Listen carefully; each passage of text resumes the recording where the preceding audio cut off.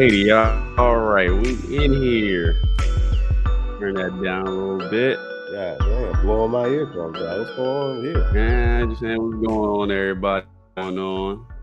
Happy to be in here to talk some Scream 6. Came in, want to talk a little spoiler discussion, a little spoiler review, our thoughts and why we disagree with most of what's been said out there. Some people agree with me, some people don't. Scotty has his own opinion, so we might debate a little bit on that. But welcome to Minor League Films. While you're here, please go ahead and like, subscribe, comment below, check it out. We do movie reviews. We are on TikTok, Instagram, Facebook, wherever you can find us. Going to audio soon. I've been slacking on that a little bit, but we'll be there. But Scotty, how you doing?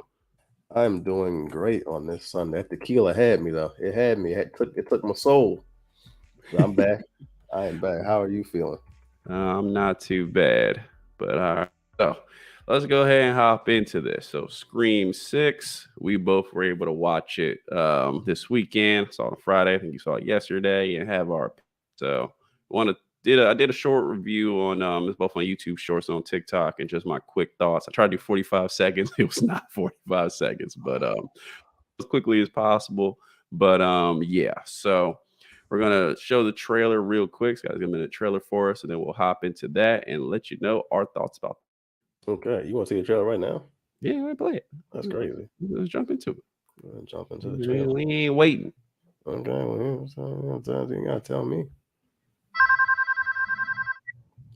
It's for you. Strange that you and I have never spoken on the phone. This is long overdue.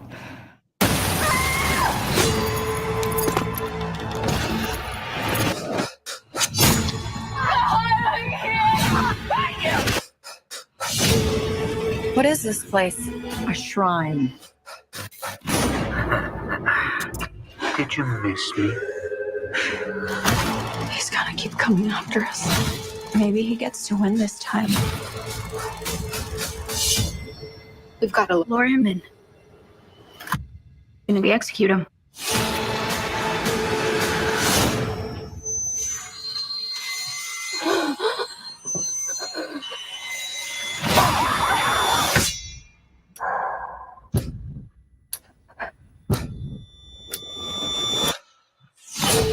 Scream. Hey, there you go. Yeah, there we go. You know, it's crazy. She ain't followed nothing like that in the movie. Oh yeah, but some of those scenes, even the scene where he has a knife on the railing, they cut that out. Yeah, he fall nothing like that. But yeah. So real quick recap. I'm sure you please watch this before you hop in here. Don't stuff. But so our heroes are in, or I guess our main cast is in New York. We'll call it our heroes. But go to New York, try to get away from Woodsboro and try to, put the past in them. Obviously, they get there and their past follows them there as they start to get haunted by Ghostface again, which he is after our main two, Melissa Barrera, Jenny Ortega. I always forget their name. I know their names in real life. I have no idea what their names are in the freaking in the movie. Film, Chad is no, not them. There we go. Freaking. Yeah, not Chad. Those are the twins, not the twins. The other two. Oh, Jenna. Sarah is the main girl is Sarah, and I think Jenna Ortega is Samantha. Okay, yeah, Sarah and Sam. So our main two. So they start getting messed with by Ghostface, and they find themselves back in their original predicament. So let's go ahead and talk about this opening, because this is one of my favorite parts of this movie. And this is where I thought the movie was going to go, because, okay, so in the trailer, they're preaching that Ghostface is supposed to be different. He's different. He's not like we haven't seen before. And this movie starts with, a teacher who gets a cell phone call, and she's a film study teacher. And honestly, she goes to New York, supposed to go on a date. Ghostface lures her out, and she gets killed in the middle of the city. And you're just like, and then takes the mask off and reveals he is. And I'm like, whoa, okay. Now that is different. I did really enjoy that opening. And my original predicament was, in this movie, we were going to be kind of cult or group. something like that, and that was going to be the difference, and maybe we would have Ghostface turn on each other or something like that. Was the more direction I thought it was going to go. When we watched the trailer, I was like, oh, it's a cult this time when I seen all the shrine and all that. So that's how I thought it was going to go, and I love that opening. Now, you did not like the opening, and why not? No, it's not that I didn't like it. I just knew immediately that guy was going to be dead. And when he got the phone call, I said, well, there is no group because whoever's calling him is going to say, hey, I don't like what you did, so you have to die. So I knew that was that whole theme was going to be gone immediately. Yeah, so I knew that could happen. I knew he'd probably get because we've seen him, so obviously he's not going to be in there long enough to us to be like, okay, who? But I figured maybe there were some other people we haven't seen, and then we could start guess the killer from there. I did love that opening. Maybe top 2 openings I've seen in this Scream series, in my opinion. Well, what? Okay, so Drew Barrymore. What's hers is better, but I don't know another better opening unless I'm forgetting something. I kind of like the one in the last movie, season number 5. I barely. Oh, we're doing Jenny Ortega. Yeah, that was decent. Okay, so yeah, so we get there and then we started to hop into it. We're okay, so this is one of my issues. So right after that, there he goes. After that, the students get killed or whatever. The teacher gets killed, bro. They go on the life as usual. Deaths in this movie don't really mean because no one reacts to them. The police don't react. Our characters don't react. And I'm just like, what the heck? Because you had a teacher get killed in the middle of New York City, which they know. 2 students get their apartment. People just walk around the apartment, going to parties, doing whatever. There's no reaction. I don't know. Did that bother you? Because it bothered me very early on. When that guy died, what's his name? I forgot his name. Flash Thompson. When he died, I was called Flash Thompson. Flash Thompson. Yo, they even made a comment when he did die, and they all were shitting on him. Like he was a creepy dude. He was the asshole. Blah blah blah. So I knew they didn't care. The main group didn't care at all. The only thing they cared about was he had the Ghostface mask on. If he didn't have that mask on, and people say he just died, they're like, oh, that's just Fred. Yeah. No one cares about Fred at all.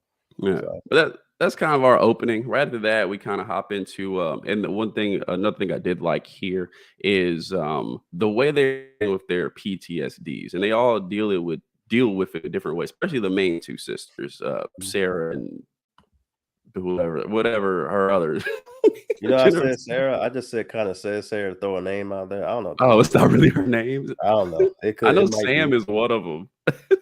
Sam is the main girl, I think. It's Samantha. Yeah, Sam's the main one. So them 2, the 2 sisters. The way they're showing them dealing with their PTSD is, I think they did it well because you see it in different ways. You see Sam is really kind of haunted by hers, and Jenna Ortega is just like, I just want to get away and forget, and because she's dealt with traumatic experience through that last movie and kind of just go be normal. That's what she wants to do. And I thought they did it well, to where you see Sam going to a therapist trying to work it out. But he ain't no help at all. But he's there. And then, Jenna Ortega's going out, partying, trying to live a normal college life. So I did enjoy that in our opening, and obviously from there we realized like Ghostface is back, and now they're in this situation, they're stuck, and that leads to one of the best scenes seen in a Scream movie at all, which was the general store scene, or the little mini market scene. So it leads into that. So I did like that. I did like the opening. Obviously we introduced to our new characters who are so in my opinion, and we have our main crazy. You wild again. I love every one of the good. No, you're good. You still again. No, I like all of these characters, like especially like Cuba Gooding's son on the right, Chad, because he's a nice guy. He's a jock. He's really athletic, but he's a nice guy. Every time he talks, I believe that he's a nice guy. Every time he talks, every action he does, and in both these movies, when he comes across what's it called? When he comes across the killer, he at least gets 2 or 3 shots in before he runs away. Well, I wasn't more talking about them. I was more talking about the other ones, like the newer ones that we get introduced to. Not this one. Okay. But since you brought them, like those, I don't really care about the twins. I don't mind the twins. Actually, I like the actors. What I know you don't like her, Miss Rules. No, it's not that I don't like her as an actor. I do not like the way she is written. And I'll talk about that a little later. But that is kind of our scenario where we have them, we have our new characters. So those 4 have survived, so they're probably safe when we're trying to guess our killer or whatever. But we have the other characters who are new, and it's like, okay, which one of them, who has the here? Why would somebody want to kill somebody? Like, why would somebody want to bring them back and attack them specifically? So it's gonna be somebody that's just new and showing up. So setup, I was like, all right, cool. We can guess from there. But one of my favorite features of this movie, and I want to do my balance of getting my good stuff and my bad stuff out, is how city of New York, I said is in its own environment, but it's basically its own character in this movie. To where New York, you ain't safe no matter where, what you doing, if it's daylight, if it's nighttime, if there's people around, if you're by yourself, you're not safe no matter what. And I did like that. Like I said, in the general store, that scene was amazing. One of my favorite. Obviously, it happens at the train station. And remember, after they find out about Ghostface, they're walking outside in the street to show up. Yep. He just show up like, yeah, I'll get you wherever you at. Yeah, but it sounds them moving on. I at least could relate to that part because we had 2 people in my high school get killed on campus, and we were in school 2 days later. They ain't stopped the presses for that. At least it was 2 days later and not the next 2 minutes. Yeah.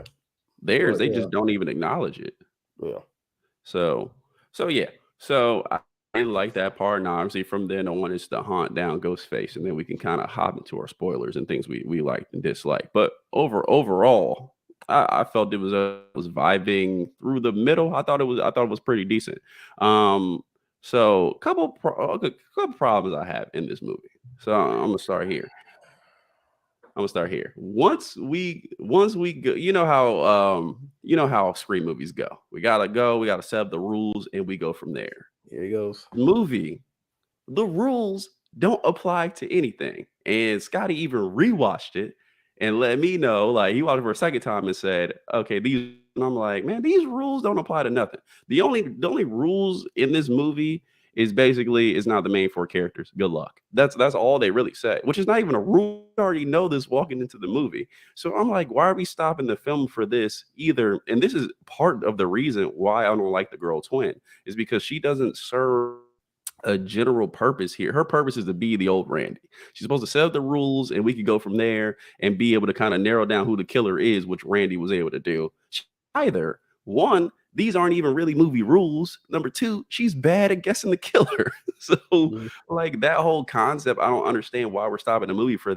Don't actually have some good rules that we can follow, or if she's not going to really add value into determining who the killer is. And that's one of my main problems with that. So I don't know, you feel differently. Yeah, I disagree 100% because I think her purpose is actually 100% the opposite. I think she's supposed to be the person that guesses wrong every time. She's in the 3rd movie, she's gonna guess wrong again. Like that's her thing now. Because she even says it in the movie. She even says, "Oh man, did y'all find the killer? Was it the person I chose? No, I did it again. I did it last movie." But she said it after she got stabbed. She was like, "I was wrong." Yep. Again. So I didn't mind that little part because I like I said, I'm not a big fan of Scream anyway, but I do know in slasher films, after the first person gets killed, you gotta have your pointless group meeting. Got to.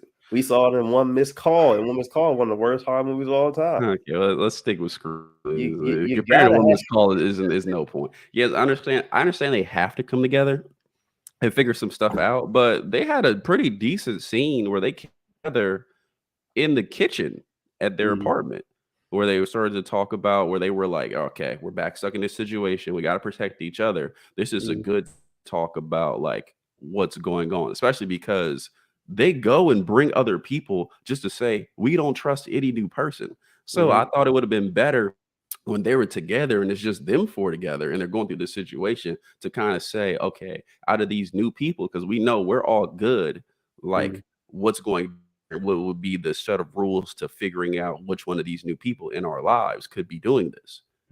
I think that would have been a much better scene than let's leave, go to the park and like talk about like I feel like we've already could have done that scene and it would have worked more smoothly in the movie. I don't know if you would like that better, but you can let me know. I don't carry the way. I don't take Scream seriously, so when you have a silly scene like that, I'm all for it. Really. I mean, I'm just talking in the context of a movie. To do that, I'd rather they do it well, whether it's Scream or whatever. See the one once again, it's Scream. My expectations are you can't even see where my hand is. That's my expectations for Scream. So when I see stupid stuff in Scream, I really ignore it. I ignore the entire whatever is stupid. I might see it. I'm like, oh, okay, it's Scream. I keep going.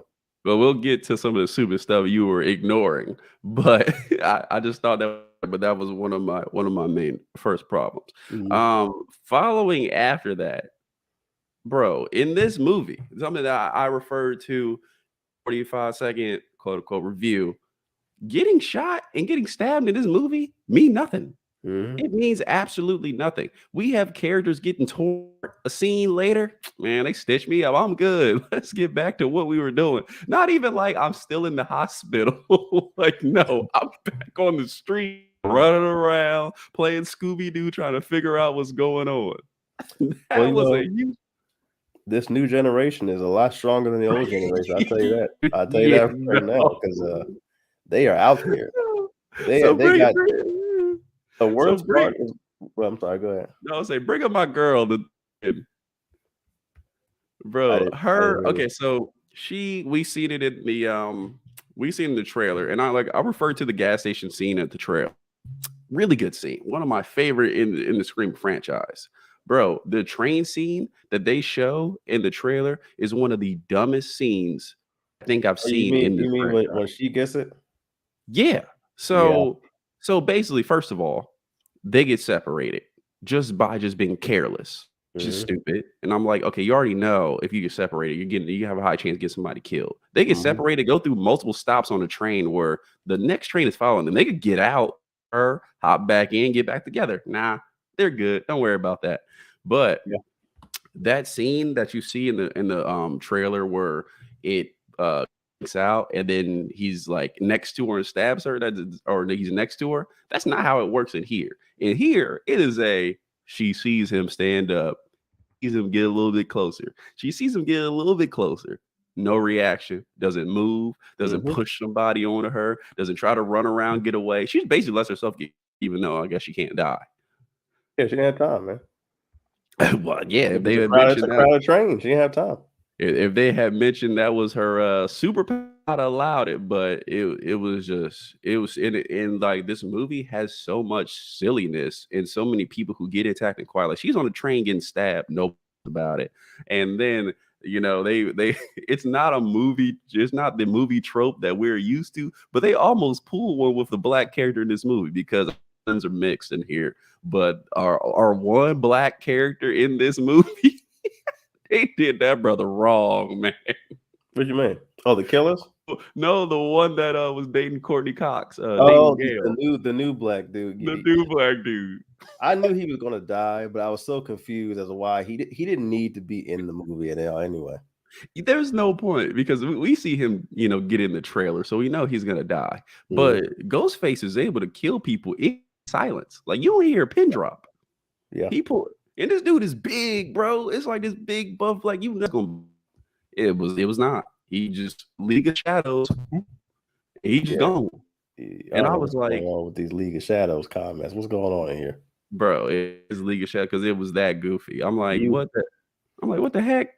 You on your Batman kick today? I've heard that all day. Ghostface manages to kill in this movie in complete silence and just gets away with it. It is outrageous. Yeah, it's a little silly, and like I said, like I let a lot of shit go in this movie. Yeah, and one other small thing before we tackle this ending, because that's the main purpose I wanted to talk about was just the thank you. All right, main thing I wanted to talk about is the ending, but also just the reaction of people's death and people getting stabbed. It's like. So when somebody dies, no one cares. Like no one is crying. No one feels any factor. And none of these movies have we really got that other than when Dewey's sister died and no one mentioned it ever. But other than that, I feel like there is some kind of acknowledgement of somebody. This is retreading the second Scream. And the second Scream, when people die, like there was some kind of empathy, especially when Randy died. There was some kind of empathy of like, wow, like we're really feeling like people that we've been riding with for this long are starting to come up missing. Now, no main character dies in here out of our main four, and even Courtney Cox, who's still around. So we don't get that. But you're talking about friendships these people have gone away and built into college, where it's like that friendship or relationship should mean more than how it's treated in here. It should, but you remember this movie, I think it's over the course of like 2 days. So I mean, I guess who has time to stop and cry over Sally when I'm still being chased by this guy? That was the girl twin's girlfriend who She got cried. I mean, she screamed and cried about it, but then they had to run out of the apartment downstairs and still getting chased, and then the police were there. She making jokes 5 minutes later. All right, she was. She had time to worry about Bro, Sally. even her brother got stabbed up. She came in, did I get it? Oh yeah, my brother. How you doing? Well, you know why? Because she knows he can handle himself, as we saw in that last scene. Speaking of which, when I said stabs and shots don't mean nothing, Scotty, they tore that dude up. If you show the way he say it again. Can you hear me now? Yeah. Okay. Our boy twin, Cuba Gooding Jr. son over here. What he's is just outlandish. It almost took me out the movie because it's the end of the movie, so it can't really take me out. But this man, he's X-Men. He's got some sort of superpower we don't know about because the girl twin, I can see her surviving. She got stabbed in the stomach. Probably should die, but whatever. But he got it the worst of anybody in this movie, in my opinion. Yep. He probably gets attacked the worst. And he just like I said, man, there's a lot of they stabbed him in a lot of shallow places, man. That's all that was. That man, he walk out like, I'm all right, guys. Just need a Band-Aid. I tell you, it was shallow cuts. That's all it was. Oh man, okay. But okay. So let's get to the real problem I had this movie, because I think it's a pretty decent movie until we get to the ending. I enjoyed the hell out of this movie. I enjoyed it all the way through. All right. So at the end, started to get our reveal. So we get our revealed killers, and one of them is the main. Okay, so one of them is the roommate. The roommate is the roommate. She gets killed earlier in the movie, so it's her. There is a guy who I predicted. So that's the roommate. Mm-hmm. It's the guy I predict. I don't know if we have a picture of him, but he's throughout the movie, and he just seems to go missing at times where people get attacked, but he always has an excuse. So yeah, I kind of figured it was him. I guessed him. The roommate I did not guess for a very specific reason, and the dad who I kind of got. You have a picture of him. I kind of got him at the very end, but for one reason.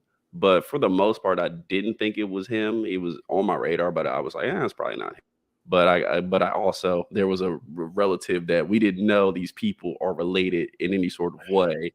And the reason they make them related outlandish.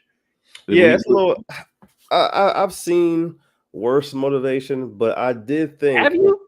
Yeah. I've actually seen much worse, but it's 2023, and I thought that maybe this would be better.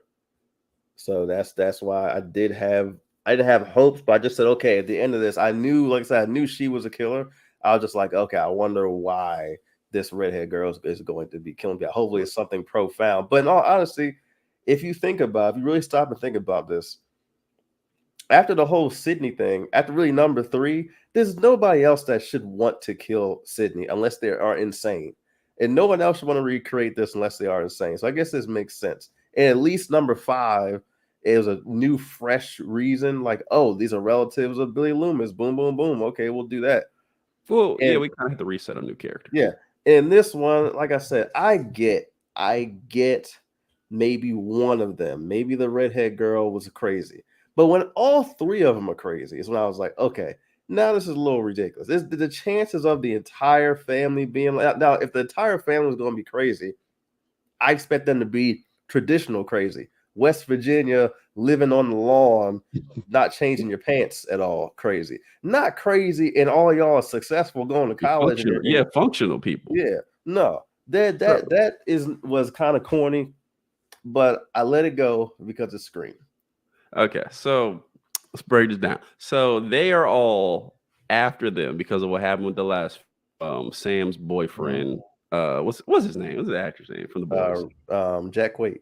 Jack Quaid. Yeah, Jack Quaid. So they are all related to him. And apparently the dad cop, whatever, he says early in the film, like, I came to New York because my daughter is here.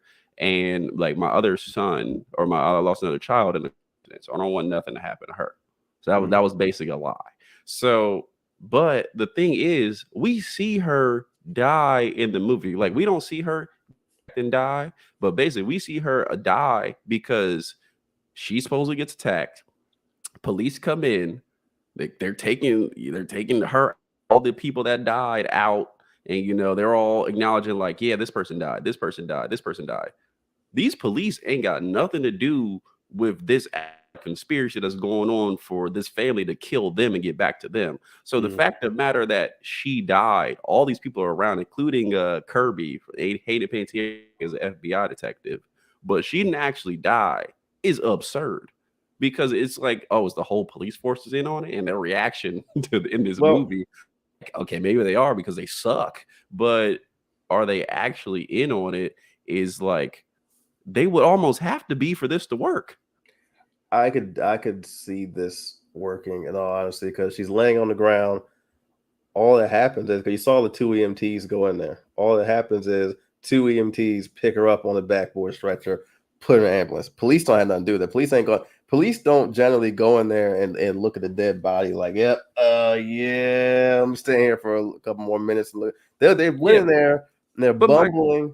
And they went in there. My question is, so hold on right there. So if these 2 EMTs see her, pick her here to the hospital, their friends should be going to the hospital to go in and check on her, or some kind of way they should be able to follow up to know if she's alive, she's dead, indifferent.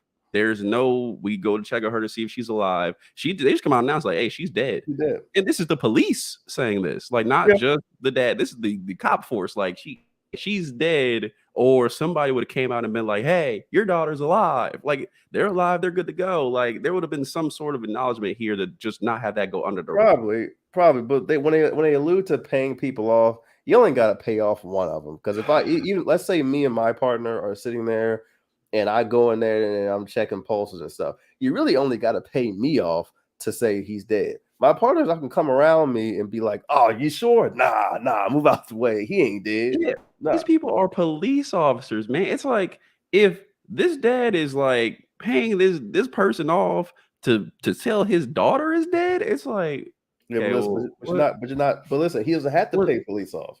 All he had to do was pay one EMT or one paramedic, say she's dead, put him in the ambulance, probably both of them, I guess, and then switch out the bodies like he said. But then he would have to announce to, or his police station would know that his daughter's, and there would be some follow up after that of like, hey, come in, let's talk to you, blah blah. There's some kind of like, and it's also, he's working with Kirby, so what he knows, she should know. So I feel like there's some follow-up process here of your kid dying and you're a police officer, that they would be able to tell that she's either dead or she ain't. And it's just like, she's dead, no one follows up on it, and she shows up later. That's my problem. The police aren't going to follow up on that. I mean, Kirby got there. Remember, Kirby got there after that happened. Like, she wasn't even announced yet. She got there after. I mean, I understand. I just felt like there's some procedures here that would allow our characters to know, like, she's out or she's not dead. Where she sneaks back up and it's like, huh? Like, they're doing it for movie sake, so you can't guess the killer, or you really have to be like indeterminate to be like, I really don't think she's dead because of the, or you're just like conspiracy theorists, basically what you should be playing in this movie. But in the facts of, in reality, the way this out is ridiculous. I knew she was the killer just because you didn't see him kill everybody, of course. But when he kills a main character or someone close to the cast, you at least see him stab somebody. All you saw him do was throw her through the wall and there's blood all over. As soon as I saw that, I said, okay, if he doesn't follow up with a stab or anything, she's one of the killers. There's no way he but, just. I mean, we could have said that for the black dude. Well, the black dude, we at least saw him struggling and getting stabbed, and then We didn't see him struggling. We didn't. No, All we saw, no, we didn't. All we listen. saw was him snatched up behind the billboard, and then he got thrown through the. Yeah, but he stabbed him in there. When you see him when you see him pull in the background, you see the dude with the knife stab him, and then at the next scene, he throws him through the thing. I don't even remember seeing him stab. I just saw him pulling behind the thing and throwing him through the desk. And one stab ain't nothing in this movie, so he should have been alive. Well, all those muscles were for nothing. Yeah, we go by that kind. But anyway, let's get back to where we were. But I did think that was a problem in there, Goofy. So killers, the one guy who I suspected was one of the killers in the dad's killer. Motivation is horrible. It's just in general. I thought it was one of the worst motivation, maybe besides the direct one. Yeah, that's probably the second worst motivation. But so he goes across and throws his dialogue of like why so this family has set up this entire shrine of Scream stuff with evidence that they done stole from 100 different precincts. Like, put all this together. No one is aware of this, that you have this facility that you're renting or own or whatever in the city.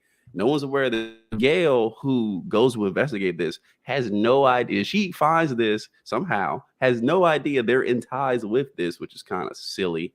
Like, that whole just situation was silly that he owns all this. No one knows this. I don't think he owns it. No one's following up with them because his son died in the same manner. Like, the police aren't pulling any evidence of aware. And usually cops work in teams. Like, they do this thing where he's tackling this case by himself just so they can find ways to hide actual evidence that would have pointed to him being involved. Because cops really work in teams. Remember, he's a detective. They work in. I haven't seen any. I'm pretty sure duo detectives work in. Yeah, I may be wrong here, but I'm pretty sure. I haven't seen it in Maryland. My friend Jamal's sister is a detective. I've never seen her with anybody unless she's like with another detective. Because even in movies, but not like they're riding around together all the time. Not like that. Yeah, because even in movies, I usually see the detective in teams, but somehow they're able to hide all this. It just gets silly from that point of their reasoning, why they're there, and all that. And I was like, this is absurd of why they're the killer. It even gets just more absurd from there of stabs and all that don't mean nothing and people should die and they don't. And your boy Cuba Gooding Jr.'s son, he has the killer about 15 times, but just doesn't like, all right, let me stab him and like so we can move on. He just allows him to live and runs away. Twice. He could have killed him like twice, maybe 3 times. Yeah, like 3 times. My problem with this part is not even all this stuff you just said. We wouldn't even have had the rest of the movie if when Gail, however she found this out, which to me is, how did she find this out? Investigative journalism. That's the first thing. Yeah, that's what she said. That's the first thing, right? So let's say I let that go, which I did. I let it go. Second thing is, you found it, showed them to it the first time, and then you didn't send a whole squad in there to look at everything and then shut it down and see what's going on and further investigate it. They're just like, and like even Hayden Panettiere, the FBI agent, saw it the first time, and she's like, "Oh, cool. This is cool. This is nice." They even have a whole scene with her and the other twin, nerding out to all the horror movie tropes that they find in there and all kind of stuff. Blah blah blah. I'm like, you didn't send anybody back in there to further investigate that at all. You just kind of left it there. Yeah, this all is evidence because we know the killer has been leaving evidence of the other movies at the scene. Yeah, and that's just that part is weird. That part all is evidence to lead us to who the killers are, and that's why I'm like, none of the police know that. The thing too is, I don't think the police would give him that case, the dad in general, because his son died in pretty much the same case in another city. That's another thing I thought was too, but I let it go because that's silly. As soon as a Ghostface anything pops up, you're supposed to be like, oh, nah, your son was a killer. Yeah, he was a killer. This has been established, or he's a part of the crime, whether he's a killer or not, because I'm Sam. But whether he's the killer or not, he was a part of this crime and part of this case. Why would we give you the same case just in a different city? That just tells me that they're just probably establishing that the police in that city in New York ain't shit.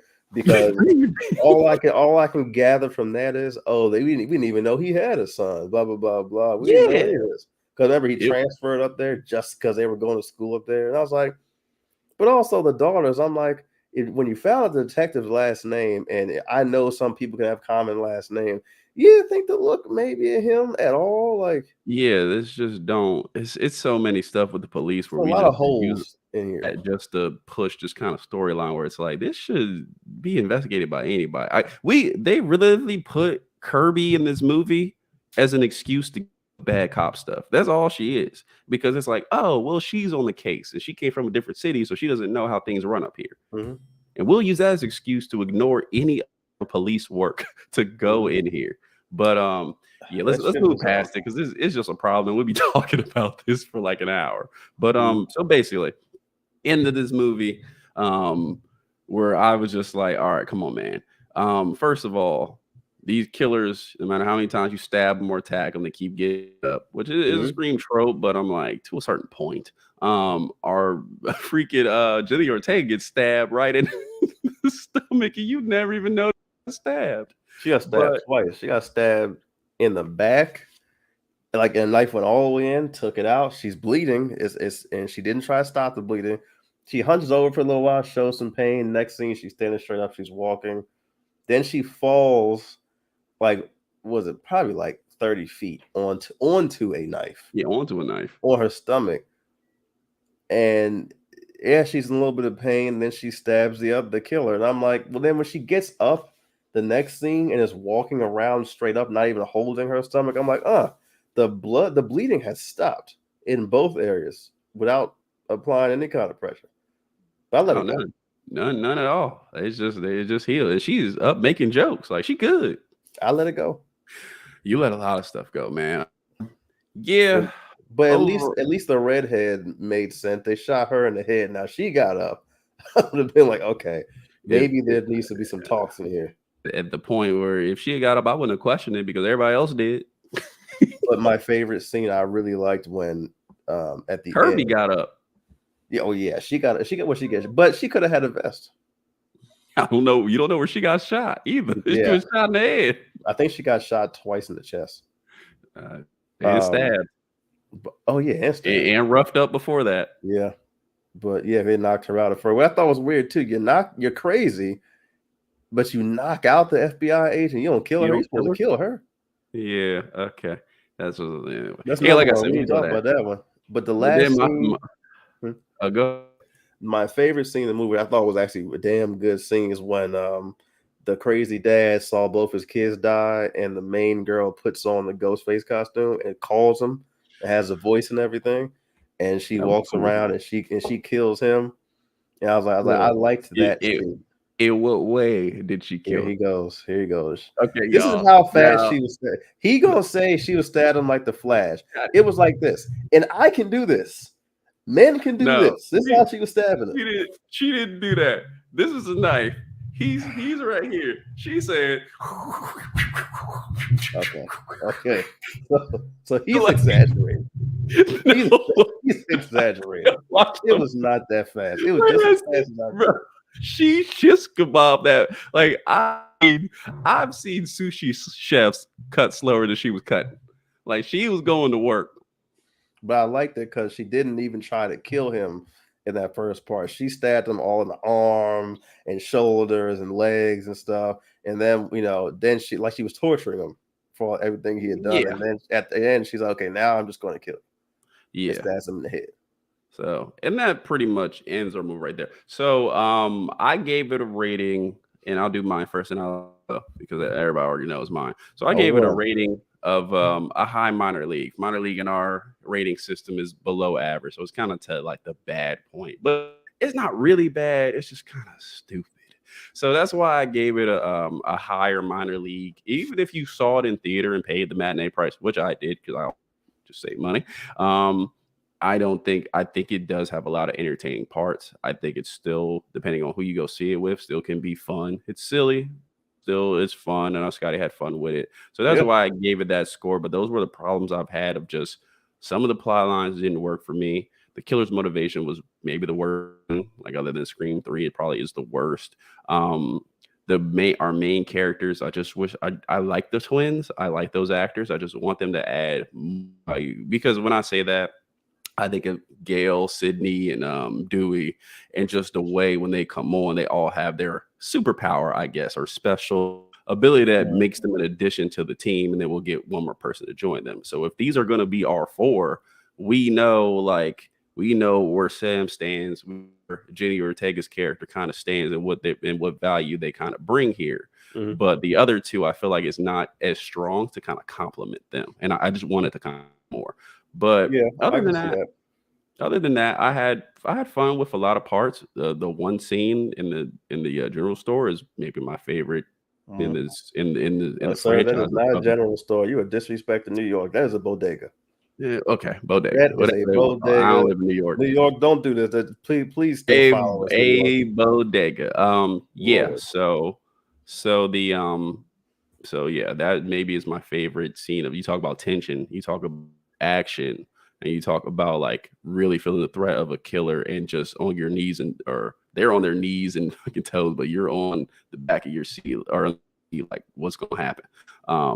Yeah, so that being said, that's why I gave it a high minor league. So you can go ahead and wrap up and give your rating.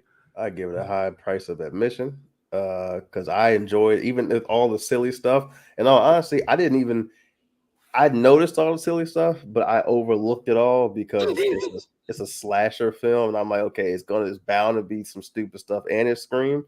So I didn't analyze it or overanalyze it like my co-host here. My co-host here wrote down the whole novel on every scene. He paused it every 3 minutes to see what's going on. But I just enjoyed it. I like all these new characters. You're right about that thing, like not all of them have their special skill. I would argue that, the older sister is a walking mental institution patient. Yeah, she is. She's hot. That's her special skill, is being, silently crazy. The younger sister. Let me pause you right there. You know what her special skill is? Of being sexy as hell. Good Lord, girl. Save you. That's her spell. I look at her all day. That's a she don't need to do nothing. All she do is, you know what's funny too? The crazier she gets in this movie, the hotter, bro. I'm like, bro, I have faith for crazy girls, because the crazier she look, I'm just in here like, girl, I'll save you. All right, go ahead, Mom. But she had her skill just being silently crazy. The younger sister has no skill. She's just there, which is fine because she's a sister. Well, they're related, I guess, plays as a kid. Yeah. The twin, the female twin, her skill is being wrong about everything when it comes to the killer. But her skills also, she gonna talk about it. She might be wrong, but she gonna talk, and she also does know all horror movie lore, as they showed in this movie and the last movie. Like that's her thing. Like I like her a lot. Chad's skill is just being the knight in shining armor who will get stabbed every movie, but he's taking the stabs that you're supposed to take. So yeah. I enjoy all these characters. The detective skills to make no sense. Did not care for him though, but I enjoy all the characters, and even with the silliness to me made it more enjoyable. There was not one scene that I just didn't enjoy at all. So I give it a high price admission. I actually recommend y'all go see it. Especially if you like number 5. Like I didn't like it as much as number 5, but if you like number 5, I'll go see it. Yeah, so the general consensus, the audience score, what I saw was at like a 95. So they are rating this movie like Oscar award-winning material. I mean, that's a very high score. And critics, I think, were around 80, so about 8 out of 10 for them. I'm a little below that. I mean, percentage on it, I'm like 65, 60, 65. Well, not 60, 60 a little low, 65-ish. Like there's parts I just feel like they don't do enough with those good parts. Like because the bodega scene is so good, I feel like the train scene is a letdown. The way of how they do it, because there was so many cool things you could have played with, and they started like that, and then once she sees who's actually after her, they just stop, just let them get closer and closer. And I'm like, you've already showed how to do this in a tense area around other people. Just do that again. So, but yeah, entertaining, especially if you go see it with somebody. You're gonna have a good time, man. I definitely go to the theater and see this. And like I said, don't take my word before his word. Now there is, hey, don't see this. This is awful. But like, no, go see it. You probably have a different opinion because we have a different opinion than the Rotten Tomato scores, at least, and other critics that I've seen. So mainly that's our wrap up. So what we're gonna do is, well, for me, I'm gonna do a how I would have fixed Scream because I really don't like this as much as him and see more problems and kind of have a non-favorable review. So I will do a video like that. Scotty, yeah, you kind of done your review. So I guess you don't need to do a 45-second one, but mine is up on YouTube Shorts and in TikTok, Instagram, all that. So it's up there. But yeah. And wrap it up there. So let us know what you think. Obviously, we want to get a discussion. We are going to look for a panel because I do want to start talking about movies with other people and get other opinions. So we can find that. Wish us luck, or if you know one, please, and I will hit them up and contact them because we definitely want to start talking to other people about movies. We like bouncing opinions off each other, and sometimes we are in the mainstream. So I would like to see other people's opinions and kind of talk about it. But all in all, like I said, go comment, like, subscribe, hit that bell, let you know when we go live. If people think this movie is god awful and think you are talking pure insanity by saying this let it go, your Oscar award winning movie, let us know where we can find you. You can find me at Scotty Get Down 1 on Instagram or Corono ENT at TikTok. Now, if they think you got to stop nitpicking every scene and writing down novels lengths of criticisms, where can they find you? So if you want to find me, I will be in her DMs. So that's what I'm getting out. No, I'm just messing with y'all. Go be at Flyknit Johnson. I'm both Instagram and TikTok, all that. I'll be on Twitter at City Boy Quitting, we also go live right now on Twitter. So we'll do a live there, and I put information for our shows. Still have not been able to put out shows for the week yet because we've been a little busy, but we'll figure that out. If you don't want to find just me, you don't want to find just Scotty, but you want to talk to both of us, well, you could do that at Minor League Films. We are pretty much Minor League Films at everywhere other than our Twitter. We're on Facebook now, so I got a chance of coming soon. We are there, posts up the same amount of content, and we'll start to try to cut up some different content, so maybe pieces of our, you don't got to watch the whole thing. You can just see certain parts that we're talking about. The way to make it more efficient for you, but we love when you join us here live, and especially for our open field on Thursdays, we talk about whatever to chime in. So pretty much everywhere. So that's a wrap up. Scotty, you got any last words for the people? Nah, man, just go see that. This movie's phenomenal.